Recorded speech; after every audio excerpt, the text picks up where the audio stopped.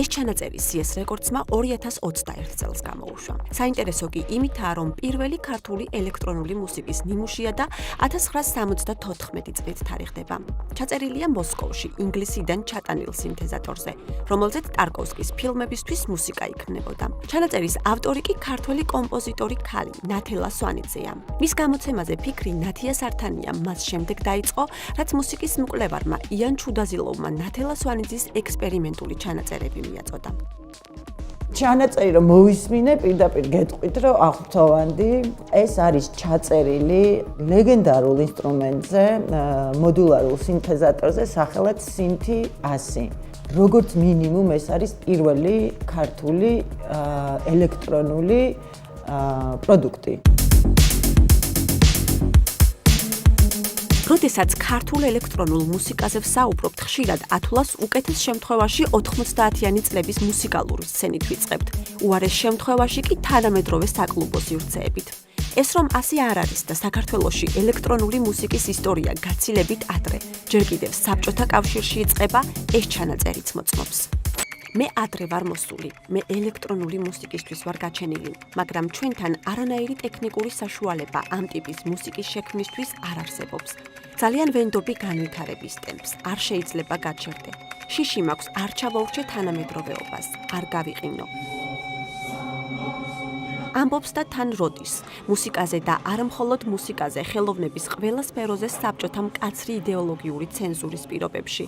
ამით კი ნამდვილად შევიდა იმ იშვიათ კომპოზიტორთა რიცხვში, რომლებმაც უშიშრად მოსინჯეს თანამედროვეობის ახალი მუსიკალურ გამომსახველობითი საშუალებები თავიანთ შემოქმედებაში.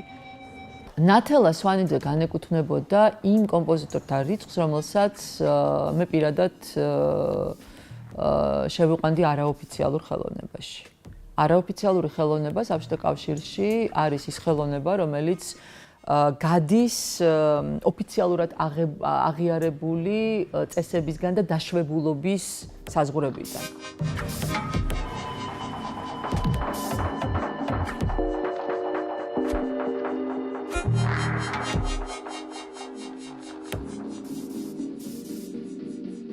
სამოციან წლებში მე ამოვწურე ჩემი შესაძლებლობები. ეს რომანტიკული ფორმა აღარ მაკმაყოფილებდა და მზად ვიყავი სიახლის მისაღებად მაშინ, როცა ყველა ამისთვის მზად არ იყო. ყველა ნამდვილად არ აღმოჩნდა მზად მისი შემოქმედების გასაგებად და მისაღებად, თუმცა ამის მიუხედავად მაინც ყველაზე რთული და არამომგებიანი გზა აირჩია, რომლის შედეგებსაც კომპოზიტორი მთელი ცხოვრების განმავლობაში იმკიდა. მის მუსიკას არ იცნობდნენ და თითქმის არ ასრულებდნენ. არ აღელვებდა მას ეს საკითხი, რაღაც გადადებული ჰქონდა თავის პარტიტურები, იცოდა რომ ოდესღაც მოვიდოდა დრო და მას ამ პარტიტურებს დიდი ინტერესით მოისმენდნენ და მართლაც ესეა, აი ბოლო რამდენიმე წელია განსაკუთრებული ინტერესი არის უკრავენ მუსიკას ძალიან ხშირად გამოიცა თითქმის ყველა მისი ნაწარმოები. იმის საფასურად რომ ყოფილიყავი წარმატებული, ცნობილი და ფულიანი არ მიღალატია ჩემი პრინციპებისთვის.